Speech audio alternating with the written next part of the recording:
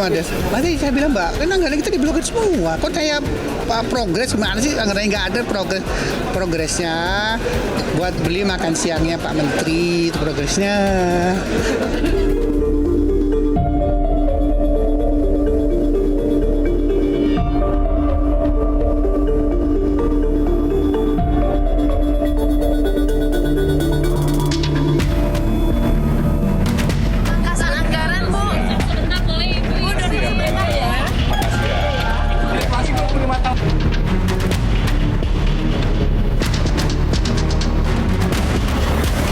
President Prabowo has already repeatedly mentioned that he want this spending to be efficient, better, clean, and focused, especially in serving the need of the people.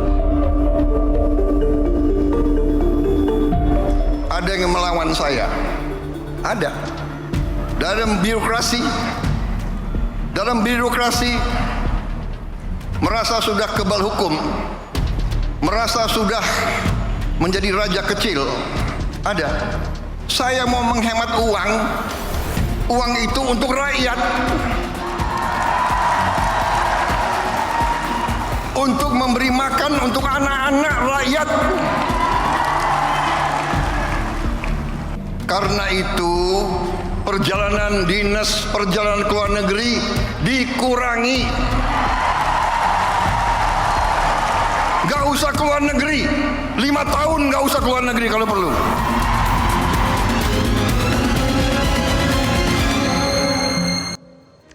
Jalan-jalan ke suku Asmat, jangan lupa kita berhemat.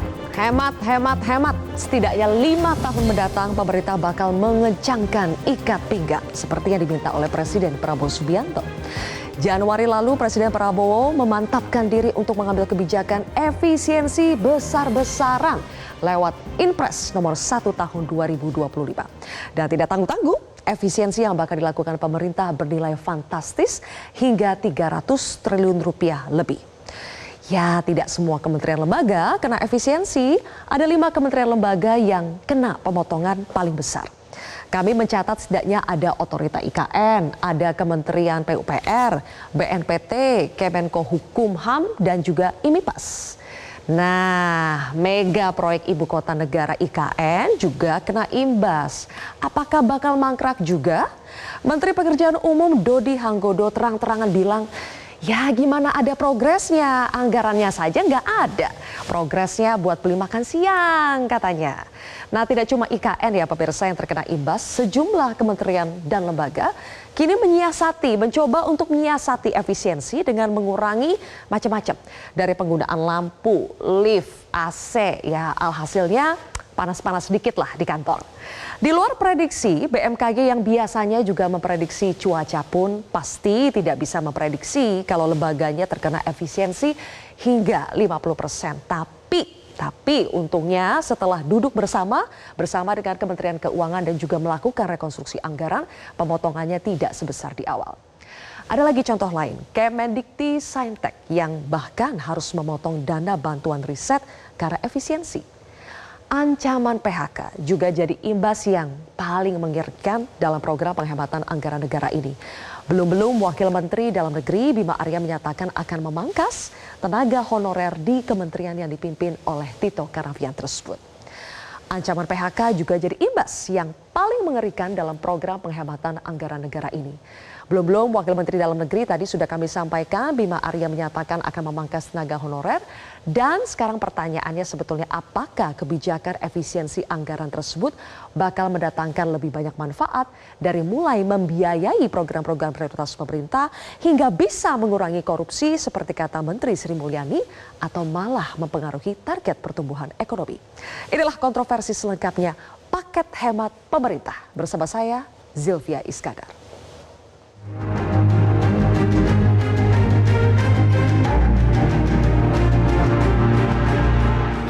Orang tua mereka harus di PHK, harus dirumahkan karena efisiensi yang telah Bapak lakukan. Lalu menurut Bapak, di mana letak yang Bapak bilang bahwa Bapak mencintai rakyat Bapak. Dino iki dilarani kerja saka TVRI mergo anggarane diblirit. Sejak diberlakukan efisiensi anggaran di kota kami, AC yang dinyalakan di tempat kami bekerja tidak full, hanya dinyalakan 2 sampai 3 blower, itu pun di jam 4 dimatikan. Untuk membahasnya sudah hadir 4 narasumber di studio Metro TV. Di sebelah kanan saya adalah anggota Komisi 5 DPR RI, Adian Napitupulu. Selamat malam Bang Adian. Selamat malam Merdeka. Merdeka.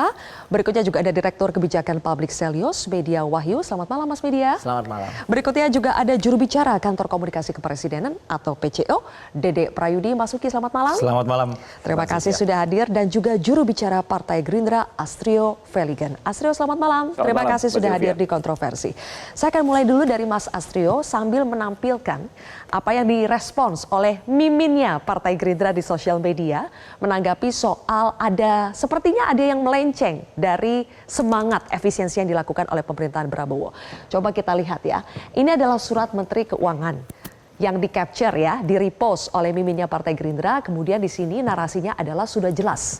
Jadi bagi siapapun yang berusaha untuk membelokkan maksud dan tujuan efisiensi ke arah PHK adalah mereka yang tidak rela bahan bancakan dan markup mereka selama ini sekarang terkena efisiensi. Dan upaya membuat opini bahkan sengaja mengimplementasikan arahan Presiden dengan tidak benar untuk membuat gaduh. Jadi sebetulnya Mas Astrio, apa yang terjadi? Apakah ini sebetulnya kesalahannya bukan di efisiensi, tapi orang-orang yang menjalankan efisiensi tersebut?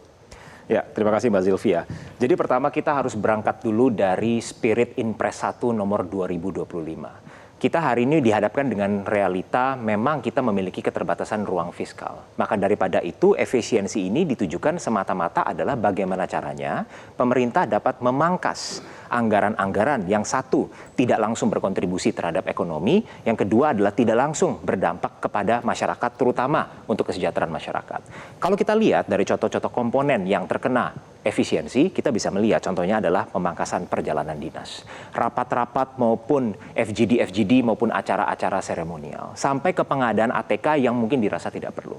Nah, ini adalah contoh bagaimana caranya pemerintah ingin bukan mengeliminasi spending tersebut, tapi merelokasi spending-spending yang tadi berhasil di efisiensi menjadi spending-spending yang dapat dirasakan langsung manfaat untuk masyarakat. Kenapa ini penting Mbak Zilvia?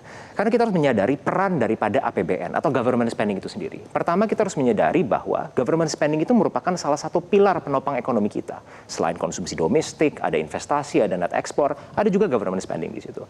Tujuan utama daripada government spending adalah sebagai instrumen fiskal untuk melakukan dua hal.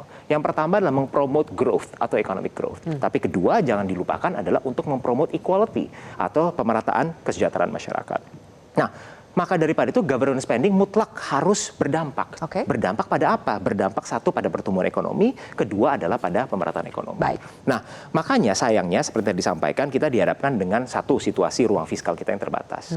Dengan ruang fiskal yang terbatas, otomatis kita perlu melakukan prioritisasi. Mana program-program yang bisa didanai oleh APBN, mana program-program yang bisa diserahkan ke pihak swasta. Itu sebagai Semangatnya contoh. kita tangkap Mas Astrio, tapi pertanyaan saya ketika ini akhirnya menimbulkan kegaduhan, karena yang curhat itu bukan hanya yang dipotong anggarannya, tapi misalnya kita lihat, untungnya sekarang tidak jadi ya, mereka di PHK ya, sudah dianulir begitu ya.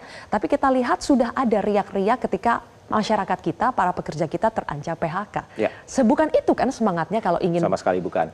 Kalau ingin meningkatkan kesejahteraan masyarakat, tapi apa yang terjadi sampai ada riak-riak seperti ini? Saya rasa Siapa begini. yang salah? Saya rasa begini, Partai Gerindra mendorong agar mitra-mitra di pemerintah untuk setiap kementerian lembaga bisa menginterpretasikan surat atau makna utama dari Inpres 1 tahun 2025. Seperti yang tadi disampaikan sudah jelas komponen-komponennya adalah tidak akan mengganggu gaji daripada pegawai, tidak akan mengganggu pelayanan-pelayanan publik, dan juga tidak akan mengganggu bantuan-bantuan sosial. Sehingga ini penting ketika kementerian lembaga terkait berdiskusi dengan katakanlah dengan Kementerian Keuangan, ini bisa dapat memilih dengan baik komponen-komponen apa yang akan terkena efisiensi tersebut.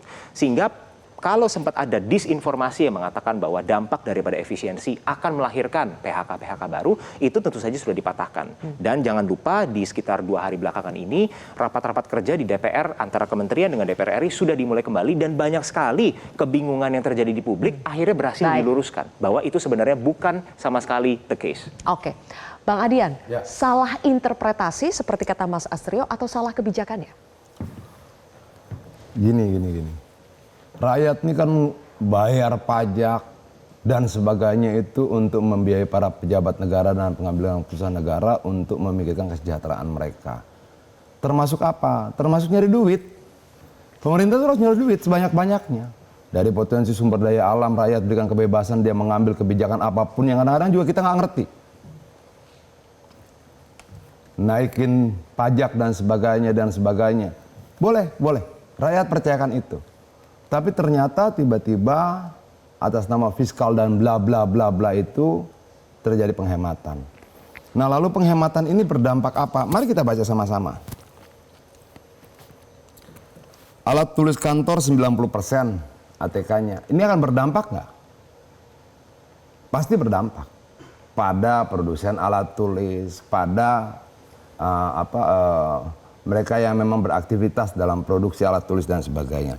Kegiatan seremonial pasti berdampak nggak? Pasti berdampak. IO mati. Rapat, seminar dan sejenisnya berdampak. Kajian dan analisis pasti berdampak. Apa dampaknya? Ya pada pada konsultan dan sebagainya. Nah, ini semua punya dampak, pasti punya dampak. Dampaknya apa? Pasti PHK, pengurangan aktivitas, pengurangan produksi dan sebagainya, sampai semuanya. Jasa konsultan 45,7%. Artinya silakan tuh konsultan itu habis. Yang jadi masalah adalah begini. Kebetulan saya di Komisi 5. Kita mau bangun jembatan. Perlu feasibility studies gak? Perlu dong. Yang ngerjain itu siapa? DPR. Atau siapa? Kita kasih kementerian, nanti takutnya tidak independen, tidak objektif. Kita kasih keluar konsultan untuk melakukan feasibility FS-nya itu sudah dipotong. Lalu dasar kita menentukan kepentingan jembatan ini dibangun dan sebagainya, sejauh mana dampak ekonomi berdampak pada masyarakat sekitar dan sebagainya, itu terpotret dari mana? FS kan? Berdampak nggak? Pasti berdampak. Jadi poinnya Bang Adian lebih banyak dampak negatifnya atau apa? Positifnya dari efisiensi? Lebih banyak dampak negatifnya. Tapi kalau tujuannya meningkatkan kesejahteraan masyarakat sebetulnya. Gini loh, ini sudah dibicarakan Munir sejak 30 tahun yang lalu. Dan kembali disampaikan dalam bahasa yang berbeda oleh yang perumahan itu siapa tuh? Yang dia bilang ratusan triliun hilang karena diminta oleh ormas katanya. Kemudian kemarin misalnya Pak Luhut bilang 50% dari bansos 500 triliun nggak jelas dan sebagainya. Salahnya di mana sih? Di kemampuan negara untuk tidak ada pengeluaran-pengeluaran bagi pengusaha selain yang resmi. Oke? Baik untuk ormas, untuk yang lain-lain. Munir dulu sudah buat riset. 30% dari biaya produksi itu hilang untuk biaya siluman. Biaya siluman itu apa? Nah, yang ormas-ormas ini. Artinya Bang Adian, ada kemampuan ketidakmampuan negara. Loh iya dong, menjaga. negara gagal dong. Negara gagal memberantas yang 30% itu. Nah, Bang Adian tahan sampai situ, nanti ditanggapi oleh Mas Uki. Kita harus jeda terlebih dahulu pemirsa, kontroversi kembali sesaat lagi.